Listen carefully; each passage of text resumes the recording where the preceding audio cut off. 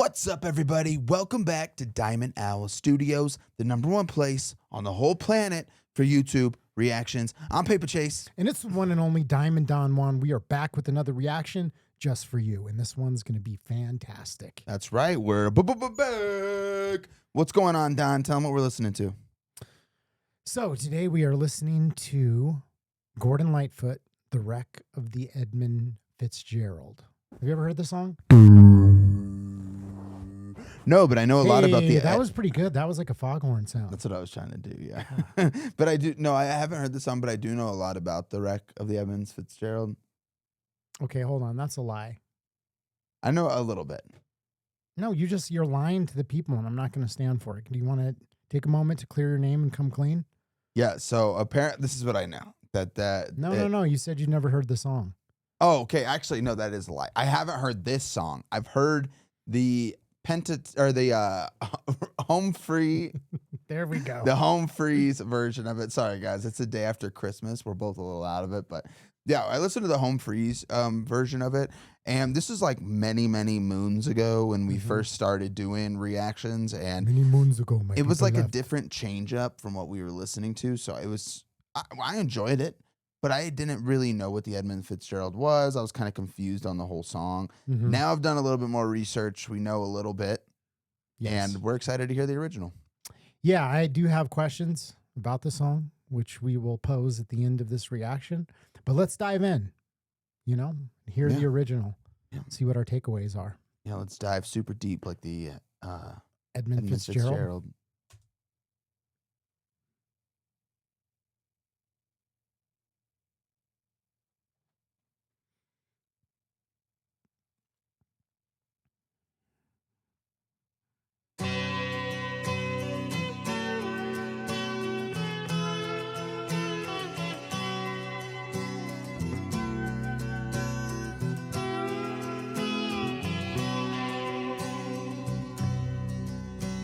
The legend lives on from the Chippewa on down of the big lake they call Gitchagumi.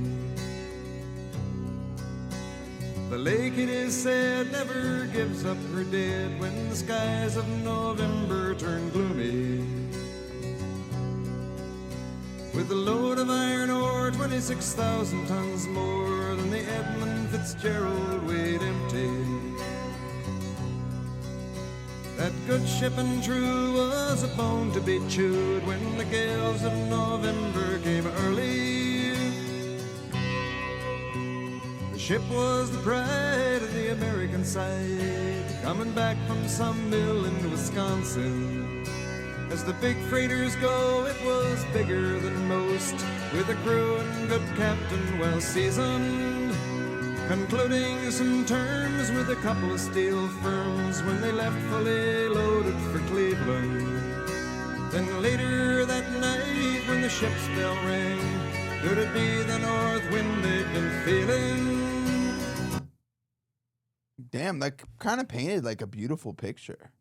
I'm actually listening to this and thinking like this dude basically did like a in-depth documentary / news report to a song. Yeah, he got he actually went like historically deep into this song. This is what it feels like. It feels like, I mean, he's talking about like it was fully loaded from Cleveland, that it was like picking up like steel, like he's documenting like the whole, story. It feels like accurately. I mean, I don't know if he's like off on some of his facts, but it feels like he's being very thorough with like the description of like what was happening, the crew, everything. It's super interesting to listen to it from that perspective. So let's get back into it.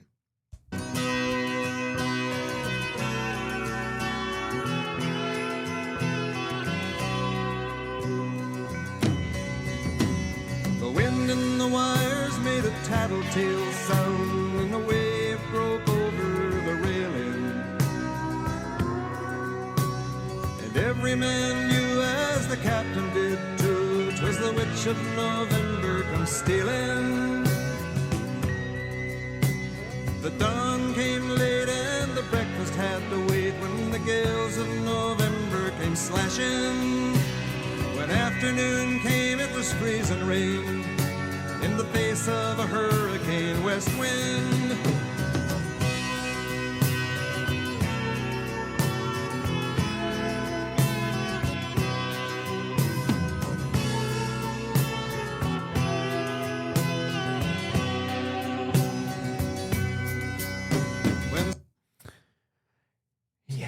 Damn, bro. Okay, first off, I just want to know what possessed him to write this song. Do you think he had like relatives that were maybe part of it? Do you think he's just a big history guy? That was one of my questions, to be completely honest. I was thinking about that, and I'm like, why?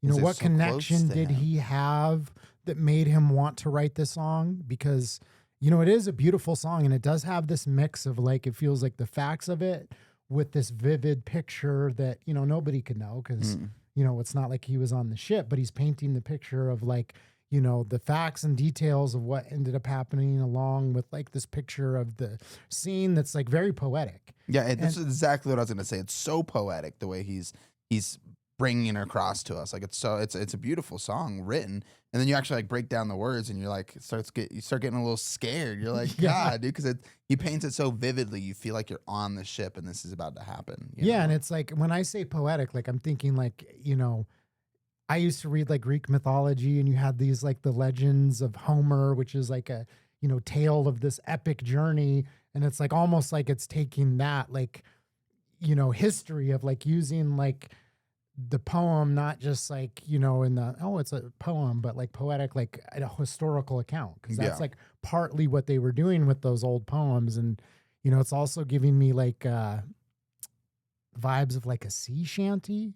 Yeah, absolutely. And I don't know a ton about that. So it's like, I'm stepping out of my, I know what I've heard on a very surface level. Yeah. On a very surface level. That's like an Irish kind of tradition, the sea shanties, and it's telling these tales of like traveling on the sea. And so that's where, when I said I had these questions, that was one of them. It's like, what possessed him to write this? His last name is Lightfoot, and he introduces the song by talking about like the Indian, Chippeways, Indian lore. So I'm like, which that is gives funny. me the Our sense. fellow creator, our fellow reactor, Sabrina, she's Chippewa. Her whole family lives on the Chippewa tribe. So when I saw that right away, I was like, that's interesting. 'Cause they live right on Lake Superior. Okay, so there you go. So that he's probably from the tribe. So that was my like question is like he's probably like has Indian in his background or Native American. And that's where the term or the name Lightfoot comes from. And then it just got me thinking like I wonder where the inspiration for the sea shanty came from. Is that from like the area as well? Like that's where my questions were kind of arising. Like, what was the? There's a lot of history. Yeah, and that's what I love about doing those. Doing these reactions, that we get a chance to like listen to the song and then, pose these questions to you, and we get awesome answers and a little bit of hate because we're so ignorant. But hey, that's all right. We're learning, man. It's two guys learning.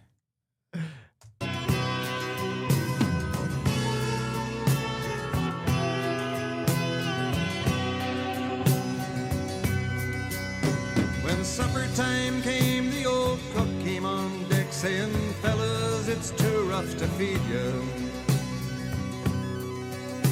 At 7 p.m. a main hatchway caved in. He said, fellas, it's been good to know you.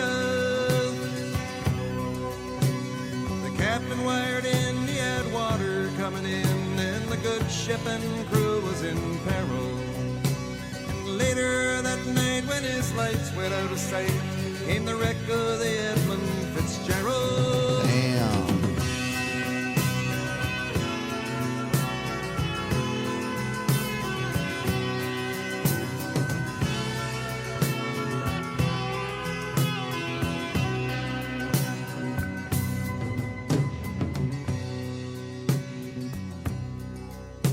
Does anyone know where the love of God goes when the waves turn the minutes to hours?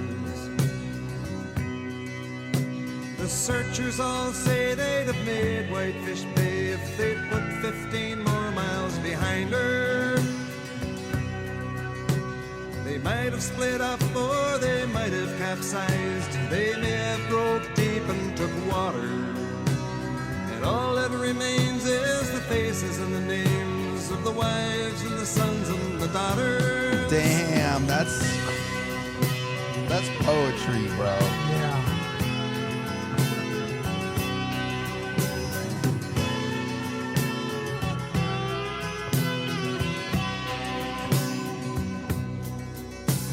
Lake Huron Road.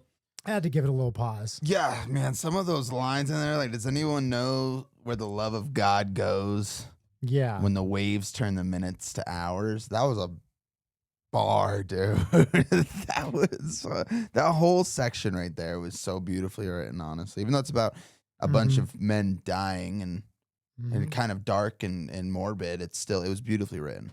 Yeah, I mean, I don't even take it as morbid. It just feels like it's a song honoring them. I mean, Yeah. I mean, it's sad, obviously, because you think about the lives lost. And this is a bit of a tangent, but I was just thinking about, like, look at us here, right? Sitting here comfortably, you know. I have a little tummy ache. A little tummy ache. You know, doing reactions from the comfort of our, you know, wonderful studio. And somewhere out there are, you know, dare I say, real men like toiling away. Yeah. You know what I mean? Yeah. And it's like, so, you know, we live in this time where people are looking back and they're looking back to the ancestors and the people who built the country. And they're, you know, oh, these terrible people, they were so backwards, you know, we're living on stolen land, all these narratives that go on, right? Mm-hmm. And yet there was real sacrifice. Oh, yeah. Like everything that we enjoy now was built by sacrifice like this. Yeah. You know, a lot of hardship, a lot of, you know, poverty, a lot of, you know, brutality. Horrific events. Yeah. Yeah. And know? just, you know, people who had nothing, like trying to scrape by and survive. And, you know, this was 1975, so it wasn't even that long ago, but the wreck of the Edmund Fitzgerald was in 1975. Yep. Damn, I thought this would have been like from the early 1900s or even the late 1800s or something. Like, okay, it's amazing. But yeah, I just wanted to honor them because it's like crazy to think it's like so much of our world is built on the backs of men who are doing these type of dangerous jobs that. You know what I mean? We take for granted, you know, just simply take it all for granted. We get our, you know, delivery, and, you know, it's like somewhere there's some people on the ship or in an oil field. Yeah. You know, I know you really put it into perspective for me, you know, because I had a beautiful Brazilian steakhouse dinner last night and today I'm like, my tummy hurts. I don't know if I can do anything. And I'm like, suck it up, kid. All right.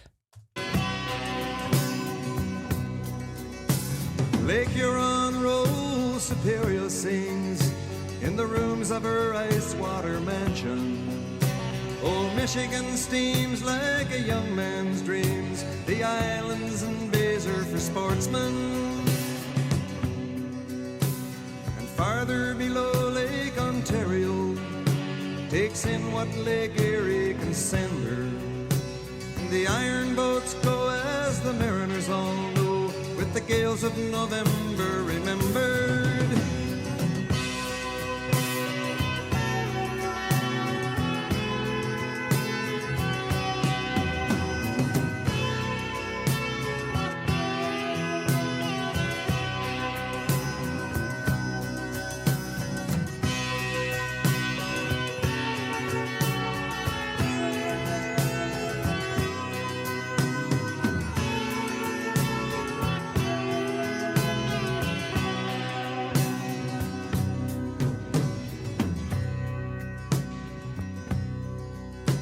In a musty old hall in Detroit, they prayed in the Maritime Sailors' Cathedral. The church bell chimed till it rang 29 times for each man on the Edmund Fitzgerald. The legend lives on from the Chippewa on down of the big lake they call Gitchagumi. Superior, they said, never gives up her dead when the gales of November come early.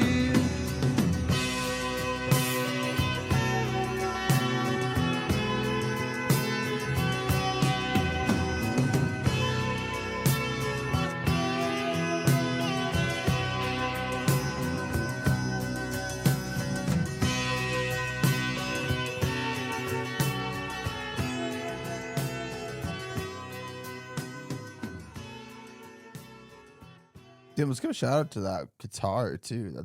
That just painted it perfectly. But wow, dude, that was honestly surprisingly a really great damn song. I didn't really know what to expect, man. Can we be honest with them? Yeah. We got to be honest. When we were first thinking about doing this reaction, we've kind of put it off a couple times. Yeah, we put it off 5 or 6 times. Because we were just like, I don't know if we're in the mood for that. And I've heard this song. We've listened to the home free version. Yeah, this version just hit a little bit different. It was fantastic, honestly. You I could feel the like authenticity in it. And it just felt like, it felt like he was close to the situation or something.